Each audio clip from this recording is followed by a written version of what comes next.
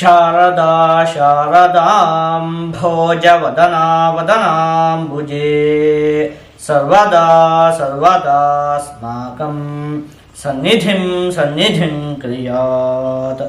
ಸಮಸ್ತ ವೀಕ್ಷಕರಿಗೂ ಮಾರ್ಚ್ ತಿಂಗಳ ಮೀನರಾಶಿಯ ಮಾಸ ಭವಿಷ್ಯದ ಕಾರ್ಯಕ್ರಮಕ್ಕೆ ಸುಸ್ವಾಗತ.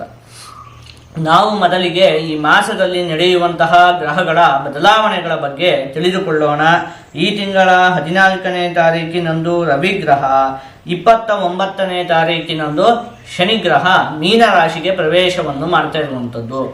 ಇದಿಷ್ಟು ಕೂಡ ಈ ಮಾಸದಲ್ಲಿ ನಡೆಯುವಂತಹ ಪ್ರಮುಖವಾದ ಗ್ರಹಗಳ ಬದಲಾವಣೆ.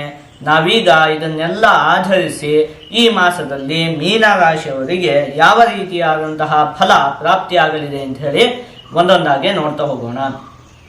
ಮೊದಲನೇದಾಗಿ ಈ ತಿಂಗಳ 29ನೇ ತಾರೀಖಿನಂದು ಶನಿಗ್ರಹ ಬದಲಾವಣೆಯನ್ನು ಹೊಂದುತ್ತಾ ಇರುವಂಥದ್ದು. ಅಂದರೆ ನಿಮ್ಮ ರಾಶಿಗೆ ಶನಿಗ್ರಹ ಪ್ರವೇಶವನ್ನು ಮಾಡ್ತಾ ಇರುವಂಥದ್ದು. ನಿಮಗೆ ಈಗ ಹೇಗೂ 7.5 ನಡೀತಾ ಇದೆ. ಈಗ ಇನ್ನು ಜನ್ಮ ಶನಿ ಅಂತ ಹೇಳುವಂಥದ್ದು ಆರಂಭ ಆಗುತ್ತೆ 29ನೇ ತಾರೀಖಿನಿಂದ ಹಿಡಿದು.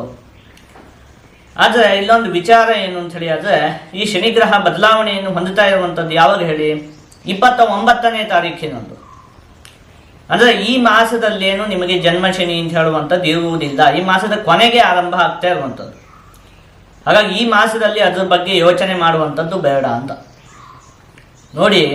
ನಮಗೀಗ 2 ಅವಕಾಶ ಇದೆ. ಜನ್ಮ ಶನಿ ಆರಂಭ ಈಗ 7.5 ಇದೆ, ಆದರೆ ಜನ್ಮ ಶನಿ ಆರಂಭ ಆಗ್ತಿರುವಂಥದ್ದು ಯಾವಾಗ ಹೇಳಿ, 29 ಅಂಥೇಳಿ. ಆದರೆ ಸಾಮಾನ್ಯ ಏಪ್ರಿಲಿಂದ ನಿಮಗೆ ಅದರದ್ದು ಒಂದು ಫಲ ಅಂತ ಹೇಳುವಂಥದ್ದು ಪ್ರಾಪ್ತಿ ಆಗುತ್ತೆ. ಅದಕ್ಕೆ ಹೇಳಿದ್ದು ನಮಗೆ ಈಗ 2 ಅವಕಾಶ ಇದೆ. ಈಗಿಂದಲೇ ಈ ಮಾಸ ಕೂಡ ಮುಂದಿನ ತಿಂಗಳು ಜನ್ಮ ಶನಿ ಆರಂಭ ಆಗುತ್ತಲ್ಲ ಅಂತ ಹೇಳಿ ಬೇಜಾರು ಮಾಡ್ಕೊಂತ ಈಗಿರುವ ಒಳ್ಳೆ ಸಮಯವನ್ನು ಕೂಡ ಹಾಳು ಮಾಡ್ಕೊಳ್ಳುವಂಥದ್ದು. ಇಲ್ಲದೇ ಇದ್ರೆ ಈಗಂತೂ ಜನ್ಮ ಶನಿ ಇಲ್ಲ, ಈ ತಿಂಗಳಲ್ಲಂತೂ ಇಲ್ಲ. ಈ ತಿಂಗಳು ಕೊನೆಗೆ ಬದಲಾವಣೆಯನ್ನು ಹೊಂದುತ್ತಾ ಇರುವಂಥದ್ದು, ಫಲ ಪ್ರಾಪ್ತಿಯಾಗುವಂಥದ್ದು ಏಪ್ರಿಲ್ ತಿಂಗಳಲ್ಲಿ. ಹಾಗಾಗಿ ಈ ಮಾಸದಲ್ಲಿ ಅದ್ರ ಬಗ್ಗೆ ಯೋಚನೆ ಮಾಡುವುದು ಬೇಡ ಅಂತ ಹೇಳಿ ಈಗಿರುವಂತಹ ಸಮಯವನ್ನು ಸದುಪಯೋಗ ಪಡಿಸಿಕೊಳ್ಳುವಂಥದ್ದು. ಈ ರೀತಿಯಾಗಿ ನಮಗೆ 2 ಅವಕಾಶ ಅಂತ ಹೇಳುವಂಥದ್ದು ಇದೆ. ಯಾವುದನ್ನು ಆಯ್ಕೆ ಮಾಡ್ಕೊಂತೀರಿ ನೀವು?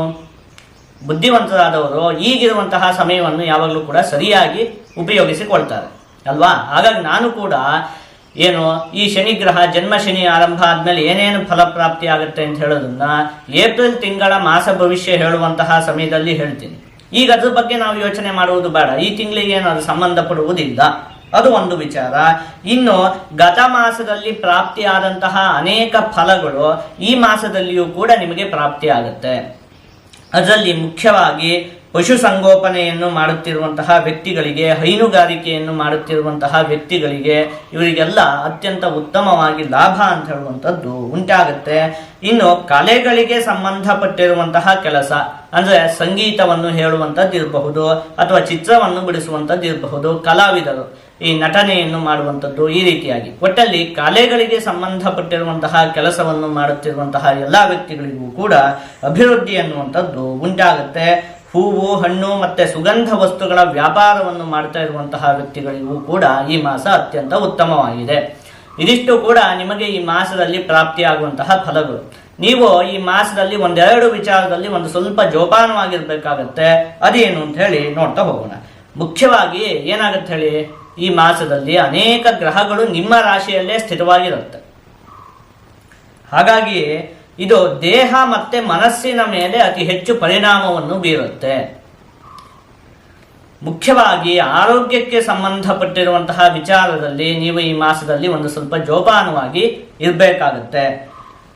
ಜೋಪಾನವಾಗಿರುವಂಥದ್ದು ಅಂದರೆ ಏನು ಹೇಳಿ, ನಾನು ಯಾವಾಗಲೂ ಹೇಳ್ತಾ ಇರ್ತೀನಲ್ಲ, ಉತ್ತಮವಾದ ಆಹಾರದ ಸೇವನೆಯನ್ನು ಮಾಡಬೇಕು, ಮತ್ತೆ ವೈದ್ಯರ ಸಲಹೆಗಳನ್ನು ಪಾಲಿಸಬೇಕು. ಅಂದರೆ ನಿಮಗೇನಾದರೂ ಅನಾರೋಗ್ಯದ ಸಮಸ್ಯೆಗಳು ಈ ಮುಂಚೆಯಿಂದಲೂ ಇದ್ದು ವೈದ್ಯರು ಒಂದಷ್ಟು ಸಲಹೆಗಳನ್ನು ಕೊಟ್ಟಿರ್ತಾರಲ್ಲ, ನೀವು ಈ ರೀತಿಯಾದಂತಹ ಆಹಾರವನ್ನು ಸೇವಿಸಬೇಕು ಅಥವಾ ಈ ರೀತಿಯಾದಂತಹ ಔಷಧಿಗಳನ್ನು ಸೇವಿಸಬೇಕು.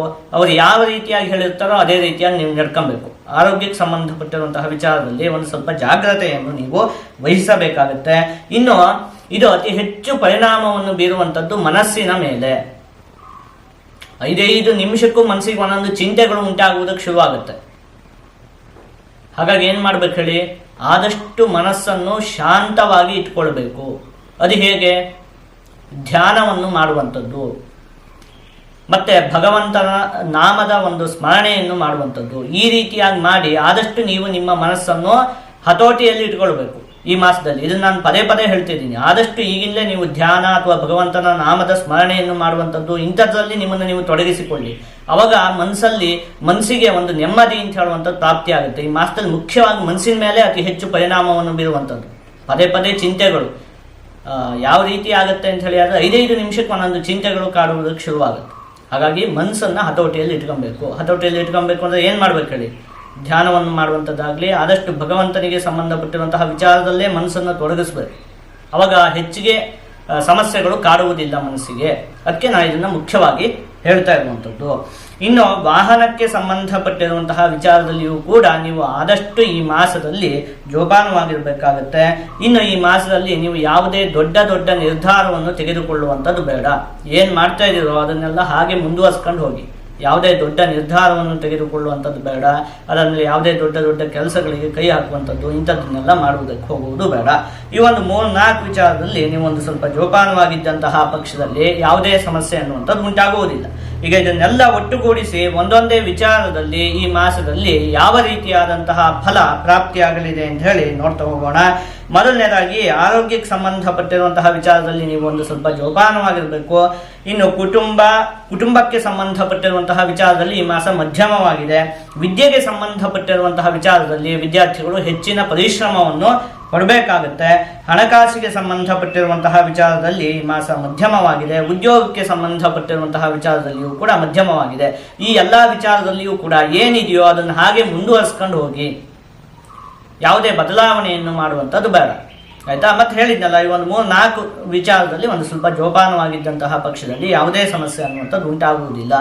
ಮುಖ್ಯವಾಗಿ ನೀವು ಈ ಮಾಸದಲ್ಲಿ ಆದಷ್ಟು ಆಂಜನೇಯ ಸ್ವಾಮಿಯ ಸೇವೆಯನ್ನು ಮಾಡಬೇಕು. ಆದಷ್ಟು ಆಂಜನೇಯ ಸ್ವಾಮಿಯ ಆರಾಧನೆಯನ್ನು ಮಾಡಬೇಕು. ಹೀಗೆ ಮಾಡುವುದರಿಂದ ನಿಮಗೆ ಯಾವುದೇ ಸಮಸ್ಯೆ ಅನ್ನುವಂಥದ್ದು ಉಂಟಾಗುವುದಿಲ್ಲ. ಎಲ್ಲ ಶುಭ ಫಲಗಳು ಕೂಡ ಪ್ರಾಪ್ತಿಯಾಗುತ್ತೆ. ಜೊತೆಗೆ ನಾನು ಈ ಮುಂಚೆಯೇ ತಿಳಿಸಿದಂತೆ ಆದಷ್ಟು ಈ ಮಾಸದಲ್ಲಿ ನಿಮ್ಮ ಮನಸ್ಸನ್ನು ನೀವು ಭಗವಂತನಿಗೆ ಸಂಬಂಧಪಟ್ಟಿರುವಂತಹ ವಿಚಾರದಲ್ಲೇ ತೊಡಗಿಸಿ. ಅವಾಗ ನಿಮಗೆ ಹೊರಗಡೆ ಯಾವ ಚಿಂತೆಗಳು ಕೂಡ ಅತಿ ಹೆಚ್ಚಾಗಿ ಕಾಡುವುದಿಲ್ಲ, ಆಯ್ತಾ?